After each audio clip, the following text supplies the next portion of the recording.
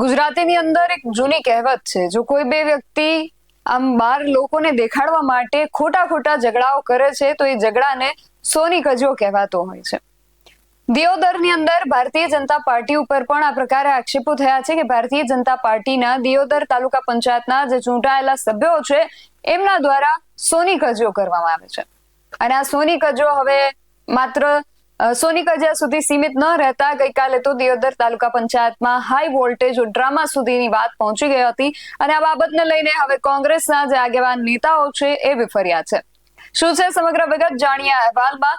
જય Hind, BSI TV news પર આપની સાથે હું છું નિધિ ગઢવી. વાવથરાદ વિસ્તારની અંદર જે દિયોદર તાલુકા પંચાયત કચેરી છે ત્યાં સોમવારે હાઈ વોલ્ટેજ ડ્રામા જેવી પરિસ્થિતિ ઊભી થઈ ગઈ હતી. પ્રમુખ અને ઉપપ્રમુખ પદ માટેની ચૂંટણી પ્રક્રિયા યોજાવાની હતી અને આ પ્રક્રિયા શરૂ થાય એ પહેલા જે સભાખંડ હતો એ સભાખંડની અંદર જે ચૂંટણી અધિકારીઓની હાજરીમાં જ ભારતીય જનતા પાર્ટીના બે સદસ્યો વચ્ચે કોઈ બાબતને લઈને માથાકૂટ થઈ અને માથાકૂટ એટલી બધી થઈ કે મામલો જે હતો એ ઉગ્ર બની ગયો. ચૂંટણી અધિકારીએ ત્યાં તાત્કાલિક સભાને સ્થગિત કરી નાખી અને ચૂંટણીને રદ જાહેર કરી દીધી. અને એ પછી મામલો જે હતો એ વધુ ગરમાયો. ચૂંટણી રદ જાહેર થતા કોંગ્રેસના જે સદસ્યો હતા અને સમર્થકો હતા એ ખૂબ રોષે ભરાઈ ગયા અને પંચાયતની કચેરીની બહાર જ ચૂંટણીના જે અધિકારી હતા એમનો ઘેરાવ કરી અને ત્યાં જ એમણે ઉગ્ર વિરોધ પ્રદર્શન નોંધાવ્યું હતું. અને પરિસ્થિતિને થાળે પાડવા માટે દિયોદર તાલુકા પંચાયત કચેરી ખાતે પોલીસનો કાફલો પણ ગોઠવી દેવો પડ્યો હતો. આ ચૂંટણી પ્રક્રિયા દરમિયાન ભાજપના જે સદસ્યો અંદરોઅંદર બાખડી પડ્યા એના કારણે માત્ર 20 જ મિનિટમાં આખી જે સભા હતી એને સંકેલી લેવી પડી.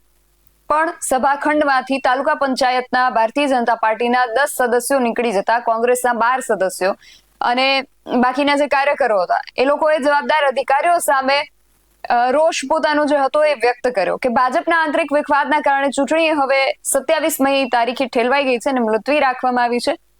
અને આ જ કારણને પગલે દિયોદરમાં રાજકીય ગરમાવો જે છે એ વધી ગયો છે.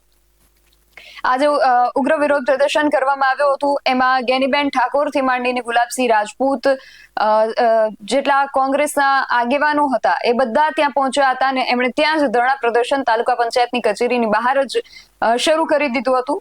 અને તાલુકા પંચાયતની કચેરીમાં જ આ પ્રમુખ ઉપપ્રમુખની જે ચૂંટણી યોજાનાર હતી એને રદ કર્યાની જાહેરાત થઈ. એ પછી ચૂંટણી અધિકારી જે છે DN કાછડ એ પંચાયતની બહાર નીકળી ગયા અને ત્યાં રોષે ભરાયેલા જે લોકો હતા, જે કોંગ્રેસના કાર્યકર્તાઓ હતા, એ લોકોએ ચૂંટણી અધિકારીની ગાડીની હવા પણ કાઢી નાખી અને તેમને ઘેરવાનો પ્રયત્ન કર્યો.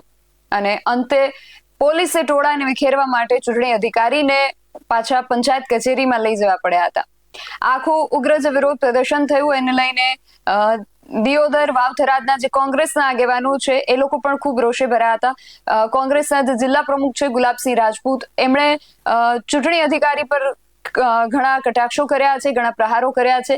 એ સિવાય પણ કોંગ્રેસના આગેવાન નેતાઓ જે છે એમણે પણ આ બાબતને લઈને પોતાનો રોષ વ્યક્ત કરતા શું કહ્યું છે એ સાંભળીએ.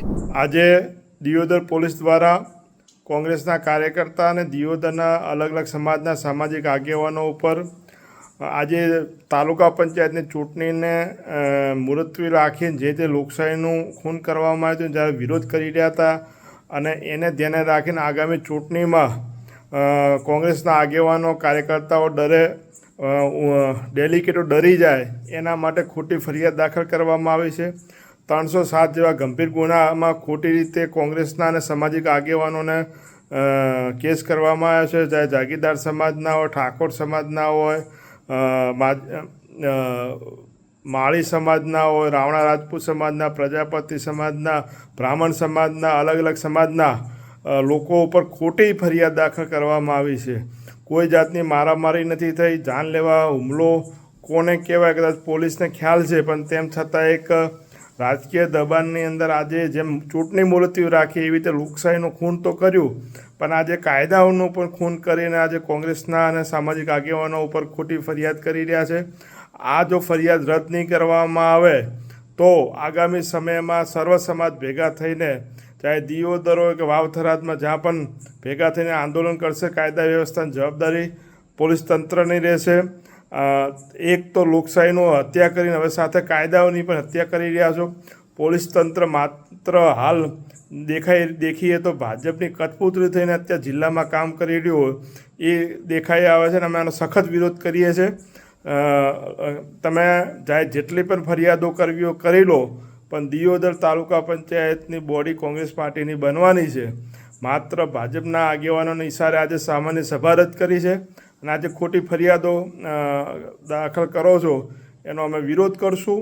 અને સૌ કોંગ્રેસના કાર્યકર્તાઓને પણ વિનંતી કરું છું કે 27મી તારીખે આ ખોટી ફરિયાદનો જે લોકશાહીની હત્યાનો જવાબ આપવા મોટી સંખ્યામાં દિયોદર આપ સૌ વધારો એ વિનંતી. જય સંવિધાન. નમસ્કાર, સિદ્ધરાજસિંહ ચૌહાણ, જિલ્લા પંચાયત સદસ્ય વાવથરા. આજે દિયોદર તાલુકા પંચાયતની ચૂંટણી હતી, પ્રમુખ અને ઉપપ્રમુખ માટેની. સવારે 10:30 વાગે અમારા 12 સભ્યો જે કોંગ્રેસના ચૂંટાયેલા હતા એ તમામ ડેલિગેટોને અમે તાલુકા મથકની અંદર મતદાન જે હોલ હતો એની અંદર 10:30 વાગે જ 12 સભ્યો હાજર થઈ ગયા હતા મીડિયાની સામે. ત્યારબાદ 10 સભ્યો ભાજપના એ પણ મીડિયાની સામે જ દરેકે એન્ટ્રી લીધી. બધા એ પણ સાથે જ આવ્યા હતા, કોઈ વાદ વિવાદ નહોતો. એને અડધો કલાક એ લોકો બેઠા, ચા નાસ્તો કર્યો. ત્યારબાદ જેવા જ ચૂંટણી અધિકારી, પ્રાંત અધિકારી ત્યાં આવે છે અને ષડયંત્રના ભાગરૂપે ભાજપના જે આગેવાનો હતા, જે સભ્યો હતા, એમણે એક કૃત્રિમ રીતે ઝઘડો ઊભો કર્યો અને જાણી જોઈ અને ચૂંટણી રદ થાય એના માટે કરી અને ઝઘડ્યા અંદર. અને ત્યારબાદ પ્રાંત અધિકારીએ પણ 20 મિનિટની અંદર ડિસિઝન લઈ અને ચૂંટણી રદ કરી અને 27 તારીખ આપી.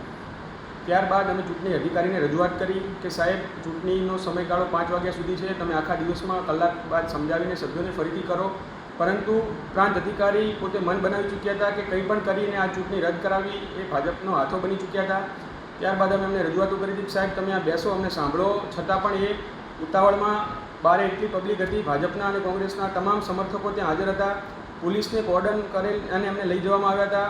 છતાં પણ તેમણે જીદ પકડી કે બહાર જવા માગે છે. ત્યારબાદનો ઘટનાક્રમ એ સમગ્ર ગુજરાતની અંદર મીડિયાની અંદર તમે જોયો હશે. હવે ત્યારબાદ સાંજે 10 લોકો ઉપર 307ની કલમ લગાવી છે. હું આ ષડયંત્ર ભાજપનું કેમ છે એ તમને સમજાવવા માગું છું કે સૌથી પ્રથમ તો ચૂંટણી અધિકારી પોણો કલાક લેટ આવ્યા. 11:30 વાગે ચૂંટણી હતી, 12:05 બાકી હતી ત્યારે આવ્યા. જ્યાં લાખણી તાલુકા પંચાયતની બાજુમાં ચૂંટણી હતી, ચૂંટણી પણ પતી ગઈ હતી અને અહીંયા હજી તાલુકા અધિકારી આવ્યા પણ નહોતા. હવે વાત કરું તો એ કાર્યક્રમ પત્યો. 27 તારીખે હવે ચૂંટણી છે તો એમણે ષડયંત્રના ભાગરૂપે હવે બીજો અધ્યાય ચાલુ કર્યો છે કે 10 જણ ઉપર 307 કલમ લગાવી છે. એ 10 જણના હું નામ કહું છું. એક છે ગિરિરાજસિંહ વાઘેલા, જે અમારા દિયોદરના સરપંચ છે. મારું નામ છે સિદ્ધરાજસિંહ ચૌહાણ, જિલ્લા પંચાયત સદસ્ય. દશરથસિંહ ચૌહાણ, જે મારા નાના ભાઈ છે, TV9માં હતા, PhD સ્કોલર છે અને જર્નાલિઝમના સ્ટુડન્ટ છે અને PhD કરે છે. સાથે દિલીપભાઈ જોશી સુરાણાથી, જે સુરાણાના અમારા જોશી સમાજના, બ્રાહ્મણ સમાજના તાલુકાના સદસ્ય છે, એમના રિલેટિવ છે. એમની સાથે વિજય જોશી, એ પણ સુરાણાના છે અને તાલુકા સદસ્યના રિલેટિવ છે. કનુભાઈ માળી, જે વડિયાના છે, એ પણ અમારા વડિયાના જે તાલુકા પંચાયતના સદસ્ય છે, એમના રિલેટિવ છે. જનકસિંહ વાઘેલા ધુણસોલ, એ પણ અમારા ધુણસોલના જે સદસ્ય છે, એમના રિલેટિવ છે. મનુજી ઠાકોર સણાવ, જે ઠાકોર સેનાના બહુ યુવા કાર્યકર છે અને સણાવમાંથી જે અમારા સભ્ય છે એમના રિલેટિવ છે. સચિનભાઈ ભાટીના મમ્મી પણ દિયોદરમાંથી તાલુકા પંચાયતના સદસ્ય અને દશરથભાઈ પ્રજાપતિ. એટલે અમારા જે સભ્યો છે એ 5-6 સભ્યોના રિલેટિવ ઉપર 307 લગાવી છે, જેથી કરીને એમના ઉપર પ્રેશર બનાવી અને 27 તારીખે એમને વિરોધમાં મતદાન કરાવવા માટે પ્રેશર બનાવી શકાય. આ ભાજપની નીતિ છે. આ દરેક સમાજને, ચાહે દરબાર હોય, ચાહે બ્રાહ્મણ હોય, ચાહે માળી હોય, ચાહે ઠાકોર હોય, ચાહે રાવણા રાજપૂત સમાજ હોય, ચાહે પ્રજાપતિ હોય, એ દરેક સમાજના યુવાનો ઉપર કેસ ખોટા કર્યા છે. 307 લગાવી છે. હવે એ 307 લગાવવા પાછળનું કારણ જે છે કે આ તમામ સદસ્યોને દબાઈ શકાય અને 27 તારીખે ભાજપ તરફી મતદાન કરાવવા માટે એમના ઉપર પ્રેશર ઊભું કરી શકાય. ત્યારે હું ભાજપને કહેવા માગું છું, તમારે શું બ્રાહ્મણોના વોટ નથી જોતા? તમારે માળીઓના વોટ નથી જોતા? ભવિષ્યમાં તમારે ઠાકોરોના કે રાવણા રાજપૂત સમાજના વોટ નથી જોતા? તમે દરેક સમાજને જે રીતે ટાર્ગેટ કરો છો, શું કોંગ્રેસની અંદરથી તાલુકા પંચાયતના સદસ્ય એ જીતવું એ અલગ સમાજના આગેવાનોની ભૂલ છે?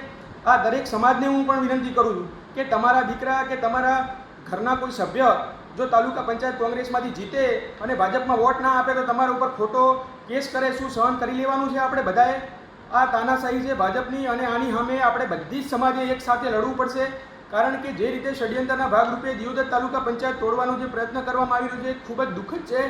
અને હું આપ સૌને ભગતસિંહ 23 વર્ષની ઉંમરે ફાંસીની સજા થઈ હતી અંગ્રેજો સામે લડતા અને આપણે ભાજપ સામે, ભ્રષ્ટાચારી ભાજપ સામે લડવાનું છે. આવા કોઈ કેસોથી અમે ડરતા નથી, અમારો એક પણ સદસ્ય આનાથી ડરવાનો નથી. તમે આવા 10 કેસો ખોટા કરો તો અમને પણ કંઈ વાંધો નથી.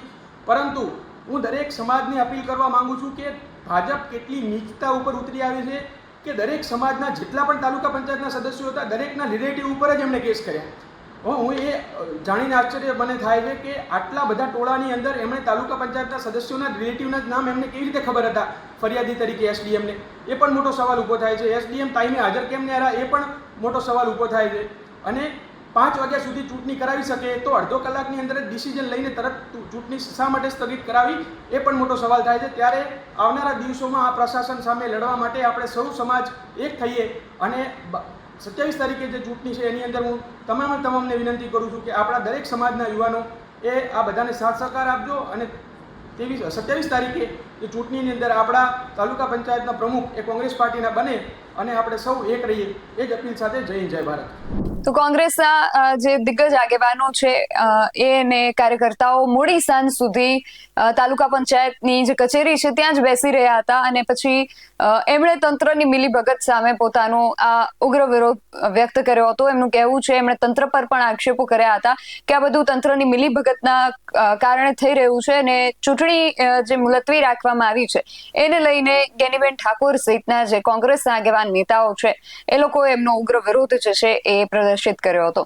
દિયોદર તાલુકા પંચાયતની ચૂંટણી હવે 27મી મેના રોજ યોજાનાર છે. હવે 27મી મે દિયોદરમાં શું થાય છે એ ખાસ જોવાનું રહેશે. તમારું આ સમગ્ર વિષયને લઈને શું માનવું છે અમને કમેન્ટ કરીને ચોક્કસથી જણાવજો. આવા જ વધુ અહેવાલો સાથે મળતા રહીશું. તમે મારી યુટ્યુબ ચેનલને સબસ્ક્રાઇબ કરવાનું અને એમને ફેસબુક અને ઇન્સ્ટાગ્રામ પર ફોલો કરવાનું ભૂલશો નહીં. બાકી અવનવી અપડેટ્સ માટે આપ જોતા રહો BSI TV ન્યૂઝ. નમસ્કાર.